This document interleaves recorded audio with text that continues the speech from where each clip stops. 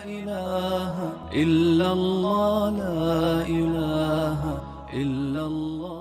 اور فرمایا آپ صلی اللہ علیہ وسلم نے ان من اعلام الساعۃ واشراطها ان يكثر اولاد الزنا، قیامت کی نشانیوں میں سے ہے زنا کی اولاد کثرت سے ہو جائے گی غیر حلالی۔ آگے حدیث پاک میں لکھا ہے کہ حضرت عبداللہ بن مسعود رضی اللہ عنہ کے شاگرد نے ان سے پوچھا ابو عبد الرحمن، یہ ان کی کنیت ہے، ابو عبد الرحمن نام یہ ان کی اولاد زنا پر کثرت ہوگی، یہ مسلمان ہوں؟ فرمایا ہاں مسلمان ہوں۔ پوچھا نہ قرآن ان کے سامنے ہوگا؟ فرمایا ہاں قرآن ان کے سامنے ہوگا۔ پوچھا یہ کیوں ہوگا اور کیسے ہوگا؟ فرمایا یاتی علی الناس زمان یطلق الرجل المرأة ثم یجحد طلاقها ويقيم على فراشها فهما زانيان ما أقاما۔ ایسا زمانہ آئے گا آدمی اپنی بیوی کو طلاق دے دے گا اور طلاق دینے کے بعد طلاق دینے سے انکاری ہو جائے گا کہ میں نے کوئی طلاق نہیں، انکاری ہو جائے گا، مرد بھی عورت بھی، اور طلاق کے بعد حرام ہو گئی، لیکن حرام ہونے کے باوجود یہ مرد اور عورت میاں اور بیوی بن کر رہیں گی، اور اگلا جو عرصہ ہوگا زندگی کا وہ سارا زنا کرتے کرتے رہ جائیں گے، اور ان سے اولاد بھی تو پیدا ہوگی نا، وہی اولاد زنا کی اولاد۔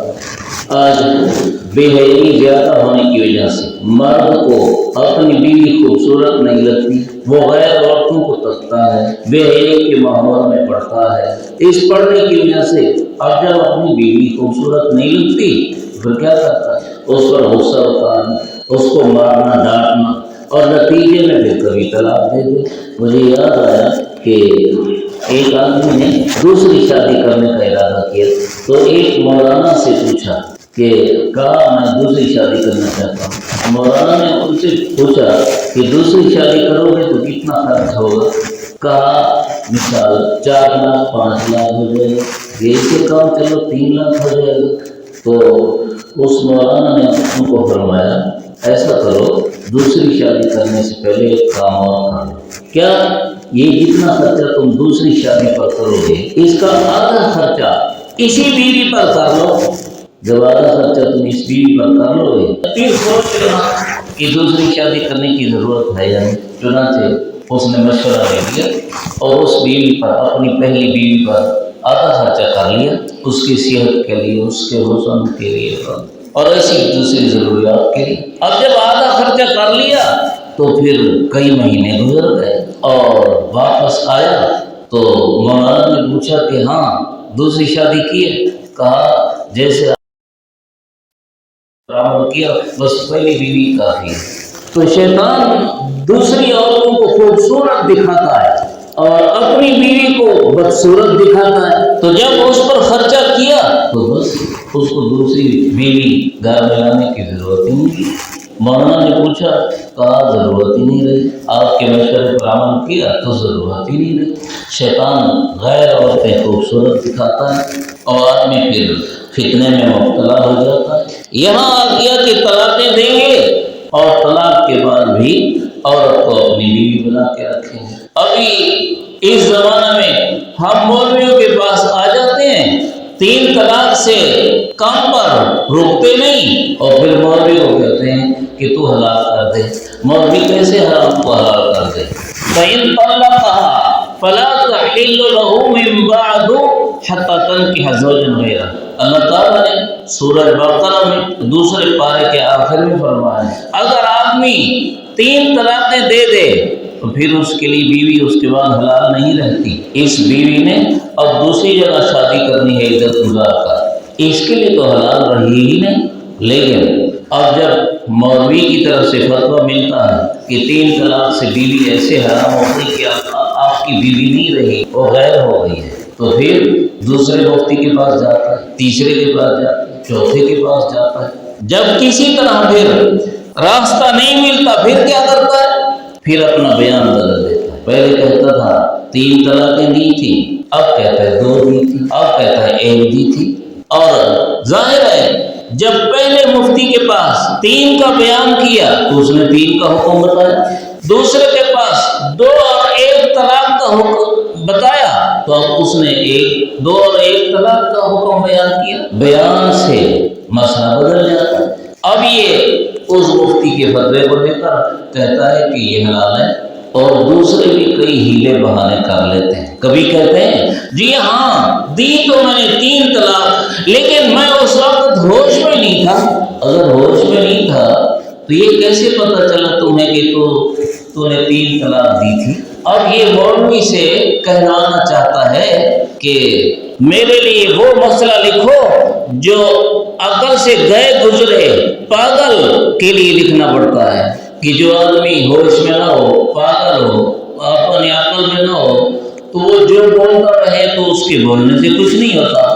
جیسے سویا ہوا شخص تو یہ کہنا چاہتا ہے کہ مجھے بھی پاگل ہی سمجھو، اور میں نے پاگل ہونے کی حالت میں یہ 3 طلاقیں دی ہیں، لہذا پاگل والا حکم لکھ دو۔ جی مجھے بلڈ پریشر ہوتا ہے، میں نے بلڈ پریشر کی وجہ سے جب طلاق دی تو مجھے پتہ ہی کوئی نہیں کہ میں نے کتنی طلاقیں دی۔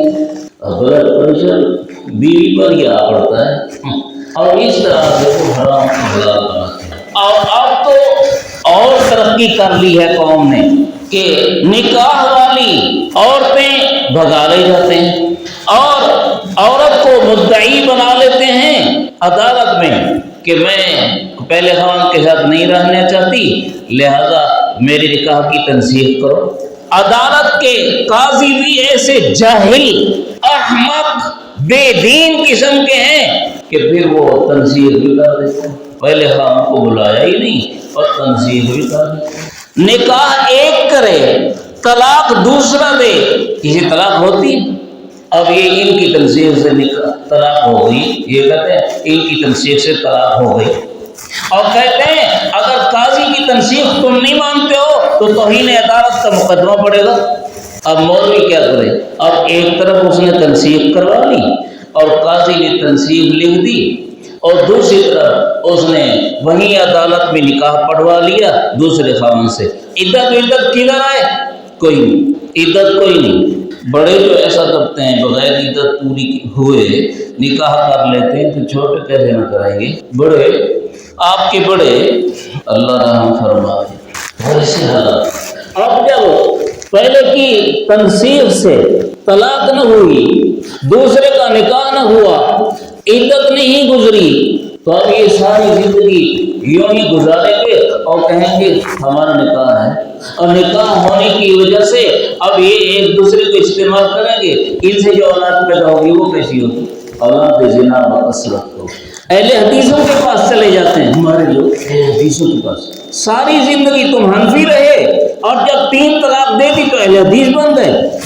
ایک مسئلہ میں نے پڑھا ہے، بہت بڑے فقیہ بزرگ ہیں، علامہ ابن عابدین شامی، ملک شام کے تھے ابن عابدین، اور ان کی کتاب ہے رد المختار، ہر مفتی کی میز پر ہوتی ہے، اس کے بغیر مفتی نہیں بن سکتا، ہر مفتی کی میز پر ہوتی ہے۔ وہ اپنی کتاب میں لکھتے ہیں کہ ایک شافعی تھا، ہم حنفی ہیں، ایک شافعی تھا، یا یوں ہی کہہ دیجیے چلو ایک حنفی تھا، اس کی نظر پڑی غیر حنفی کی لڑکی پر، اور اس نے ان کو پیغام دیا کہ اس لڑکی کا مجھے رشتہ دے دو، میرے ساتھ نکاح کر دو۔ انہوں نے کہا کہ ہم تو غیر حنفی ہیں اور تو حنفی ہے، پھر کیسے نکاح کر دیں؟ بھئی حنفی شافعی مالکی حنبلی کا ایک دوسرے سے نکاح ہوتا ہے، کوئی مسئلہ نہیں، مسلمان ہیں سب، غیر مسلم کے ساتھ، مرتد زندیق کے ساتھ نہیں ہوتا۔ تو اس نے کہا کہ ہم غیر حنفی ہیں، تم حنفی ہو۔ تو اس نے کہا کہ خیر اگر لڑکی کا رشتہ ملتا ہے تو میں حنفیت چھوڑ کر غیر حنفی بنتا ہوں۔ بالآخر غیر حنفی بن گیا، رشتہ مل گیا۔ اس دور کے ایک بڑے عالم سے کسی نے تذکرہ کیا کہ فلاں شخص حنفی تھا اور لڑکی کا رشتہ حاصل کرنے کے لیے غیر حنفی بن گیا ہے، تو اس بڑے عالم دین نے تبصرہ کرتے ہوئے فرمایا مجھے خطرہ ہے کہ اس کا خاتمہ کفر پر نہ ہو، مجھے خطرہ ہے، اس لیے کہ پہلے جس مسئلہ کو حق سمجھتا تھا اب لڑکی کے ساتھ رشتے کی خاطر اس حق کو چھوڑا ہے، اس کا خاتمہ کفر پر ہو، مجھے خطرہ ہے۔ تو قیامت کی نشانی میں سے حضور نے بتایا زنا کی اولاد کی کثرت ہوگی،